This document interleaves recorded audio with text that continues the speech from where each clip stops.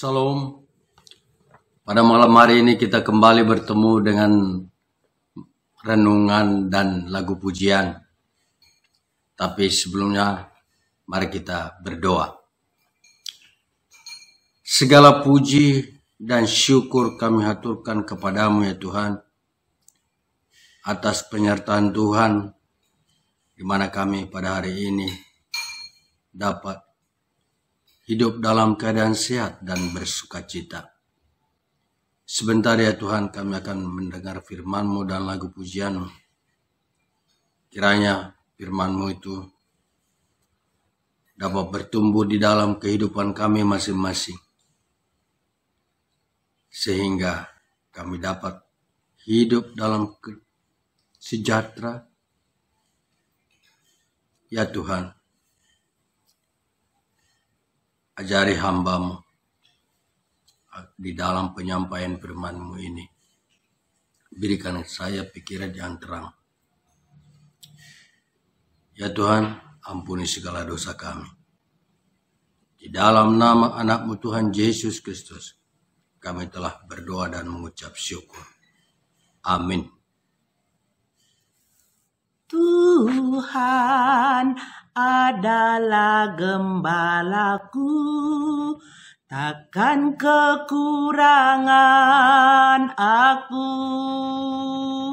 Dia membaringkan aku di padang yang berrumput hijau. Dia membimbingku ke air yang tenang, Dia menyegarkan jiwaku. Dia menuntunku ke dalam yang benar, oleh karena namanya. Sekalipun aku berjalan dalam lembah kekelaman, aku tidak takut bahaya, sebab Engkau besertaku. Gadamu dan tongkat-Mu, itulah yang menghibur aku. Sekalipun aku berjalan dalam lembah kekelaman, dan aku pun akan diam di dalam rumah Tuhan sepanjang masa. Yang menjadi renungan untuk kita malam ini adalah saya ambil dari Mazmur pasal 23 ayat 1 sampai dengan ayat 6. Demikian firman Tuhan. Tuhan adalah gembalaku, takkan kekurangan aku. Ia memberikan aku di padang yang berumput hijau. Ia membimbing aku ke air yang tenang. Ia menyegarkan jiwaku. Ia menuntun aku di jalan yang benar oleh karena namanya.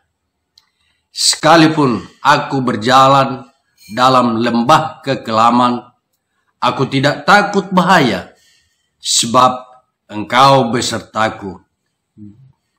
Gadamu dan tongkat-Mu, itulah yang menghibur aku.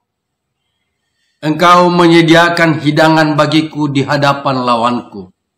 Engkau mengurapi kepalaku dengan minyak, pialaku penuh melimpah. Kebajikan dan kemurahan belaka akan mengikuti aku seumur hidupku, dan aku akan diam dalam rumah Tuhan sepanjang masa. Yang menjadi topik renungan kita malam ini adalah Tuhan adalah gembalaku. Saudaraku yang terkasih, Mazmur pasal 23 ini adalah salah satu mazmur yang sangat banyak dikotbahkan dan dikutip oleh para pendeta maupun penginjil.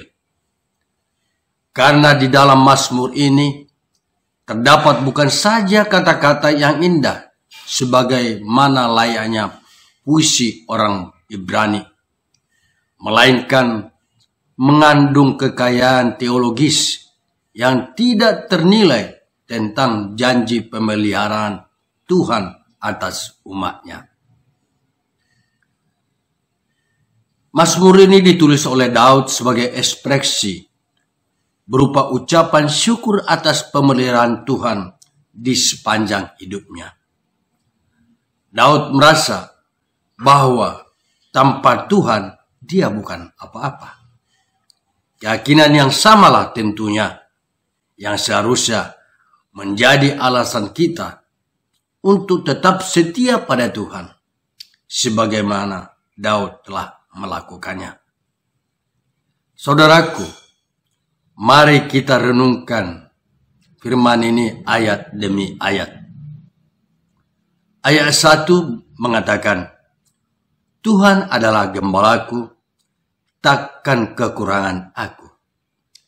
Daud memberikan satu penegasan bahwa dalam hidupnya Tuhan digambarkan sebagai sosok gembala. Kita mengamati bahwa seseorang gembala tidak pernah jauh dari domba-dombanya. Gembala mengenal dombanya dan demikian juga sebaliknya. Tugas seorang gembala sangatlah penting. Dia tidak saja mencakup kebutuhan domba dengan memberi mereka makan, juga berjaga-jaga dari ancaman musuh. Gembala selalu bersama-sama dengan domba-dombanya. Itulah sebabnya, dari sisi domba, dirinya akan merasa aman selama dia berada di samping gembalanya. Daud menyadari bahwa hubungannya dengan Tuhan bukanlah sebuah hubungan yang saling menguntungkan antara dua belah pihak. Hubungan Daud dengan Tuhan jauh melebihi kebutuhan-kebutuhan di dalam diri Daud sendiri, dan itulah yang disebut dengan keintiman. Daud mau menjelaskan bahwa Tuhan yang digambarkannya sebagai gembala itu adalah Tuhan yang selalu menuntun hidupnya dan selalu berjalan bersamanya untuk memenuhi apapun yang menjadi kebutuhannya. Ayat 2 dikatakan, Ia membaringkan aku di padang yang berumput hijau. Ia membimbing aku ke air yang tenang. Ia menyegarkan jiwaku.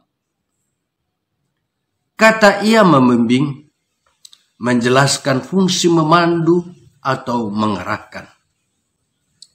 Daud memberikan kiasan bahwa pengarahan dari Tuhan di dalam hidupnya membawanya pada padang yang berumput hijau. Maksudnya sebetulnya adalah makanan yang segar, di mana kesegaran makanan itu akan memulihkan banyak hal di dalam stamina tubuh kita sendiri. Itulah yang Daud rasakan di dalam hidupnya. Pemberian terbaik dari Tuhan dalam sebuah padang pengembalaan yang terbaik. Bahkan Daud menegaskannya, Tuhan yang menjadi gembalanya itu tidak pernah membawanya ke air yang bergejolak, melainkan ke air yang tenang.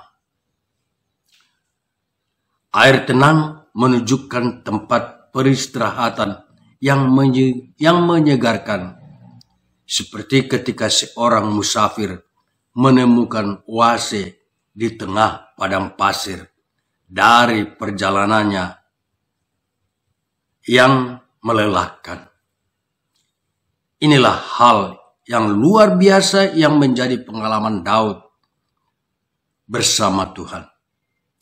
Jika melihat pengalaman hidupnya di tengah kesulitan hidup sekalipun, saat terjepit, saat dihadang musuh, saat dalam pelarian, tidak sedikit pun Daud meninggalkan Tuhan. Dia selalu mencari Tuhan atas kehendak Tuhan sebelum mengambil keputusan. Daud menyadari betapa tanpa Tuhan, maka jalan yang dilaluinya adalah jalan yang pasti salah. Bagaimana dengan kita? Seringkali kita mengambil keputusan yang salah di dalam hidup dan melalui jalan yang menurut kita benar. Sehingga dalam menjalani hidup dengan sejumlah persoalan yang kita hadapi membuat kita lelah dan tenaga kita terkuras, sehingga energi kita tidak dapat kita capai dalam kedamaian. Itulah Tuhan, sehingga Tuhan akan mengarahkan jalan hidup kita yang tidak sejalan dengan firman-Nya. Untuk itu, mari kita selalu berjalan di dalam nama Tuhan. Ayat 3 dikatakan, sekalipun aku berjalan dalam lembah kekelaman, aku tidak takut bahaya. Sebab engkau besertaku, gadamu dan tongkatmu, itulah yang menghibur aku. Saudaraku, lembah kekelaman memiliki arti tentang sebuah tempat yang tidak pasti, menantang bahaya, berada di dalam persoalan, penuh dengan risiko, dan musuh bisa saja datang secara tiba-tiba. Sungguh rentan berada di dalam lembah semacam itu. Daud di dalam perjalanan hidupnya ditempatkan di dalam situasi demikian. Tetapi Daud tidak takut karena mempunyai keyakinan yang sangat kuat di dalam dirinya bahwa Allah tidak pernah meninggalkannya. Itu sebabnya Daud berkata, aku tidak takut bahaya sebab engkau besertaku. Artinya Allah senantiasa ada bersama-sama dengan Daud di dalam situasi apapun. Kekuatan Daud terletak pada keyakinannya. Dan itulah menjadi pelajaran bagi kita. Bagaimana membangun satu strong conviction atau keyakinan yang kuat terhadap Tuhan di dalam segala aspek. Keyakinan itu hendaknya bukan saja di dalam situasi yang baik, tetapi juga di dalam situasi yang buruk. Tetap percaya kepada Allah sekalipun berada di dalam situasi yang tak menguntungkan. Berikutnya ayat 4. Engkau menyediakan hidangan bagiku di hadapan lawanku. Engkau mengurapi kepalaku dengan minyak. Pialaku penuh melimpah. Bermegah di dalam Tuhan, itulah tepatnya maksud Daud di dalam kalimat ayat ini. Di dalam ayat ini kembali ada penegasan dari Daud bahwa di hadapan lawan pun apa yang menjadi kebutuhannya disediakan oleh Tuhan. Bukan saja itu, Daud memposisikan diri sebagai orang yang dipilih Tuhan sehingga berkata, engkau mengurapi kepalaku dengan minyak. Pengurapan di zaman Daud bicara tentang orang yang dipilih, yang kepadanya Allah berkenan memberikan mandat tertentu. Apa maksud Daud dengan piala? Dalam konteks ini, Allah digambarkan sebagai tuan rumah yang menjamu tamunya. Pada waktu itu, piala biasa digunakan untuk menampung sesuatu. Sesuatu itu berharga dan terlihat di mata orang lain. Dengan mengatakan, pialaku penuh melimpah, maka Daud menjadi sebuah kesaksian hidup di hadapan banyak orang, teman dan musuh-musuhnya. Bagaimana ia menjadi satu pribadi yang hidupnya berada di dalam kemurahan Allah sepanjang waktu. Karena kemurahan itu menyebabkan Daud tidak saja mendapatkan sesuatu yang cukup, tetapi melimpah. Begitupun kita. Bila kita tetap bersama dengan Tuhan, kita meyakini hidup kita akan diberkati penuh dengan sukacita dan melimpah. Ayat 5, kebajikan dan kemurahan belaka akan mengikuti aku seumur hidupku. Kebajikan dan kemurahan mengikutinya sebagai akibat dari Daud yang menjadikan Tuhan gembalanya. Jaminan itu bukan hanya sesaat atau dalam rentang waktu tertentu, melainkan seumur hidupnya. Bagaimana dengan kita, saya, dan saudara-saudaraku? Orang yang seperti ini adalah orang yang pergi kemanapun selalu diikuti dengan hal-hal baik dan berhadapan dengan kemurahan. Apa yang dikerjakannya menjadi baik dan mendatangkan berkat. Sementara orang lain menemukan kesialan atau diikuti kegagalan, kita, saya, dan semua orang yang percaya sebaliknya, dia akan mendapat kemurahan. Bukankah itu hal yang luar biasa?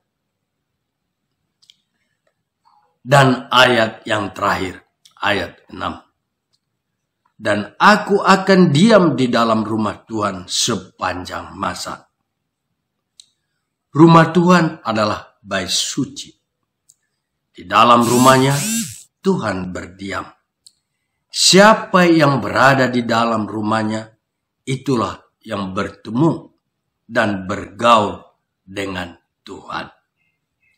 Kerinduan Daud untuk selalu bertemu Tuhan dengan keyakinannya bahwa Tuhan menjadi segala-galanya di dalam hidupnya. Begitupun kita sebaliknya. Kita harus yakin, kita harus selalu berada di dalam bait Tuhan.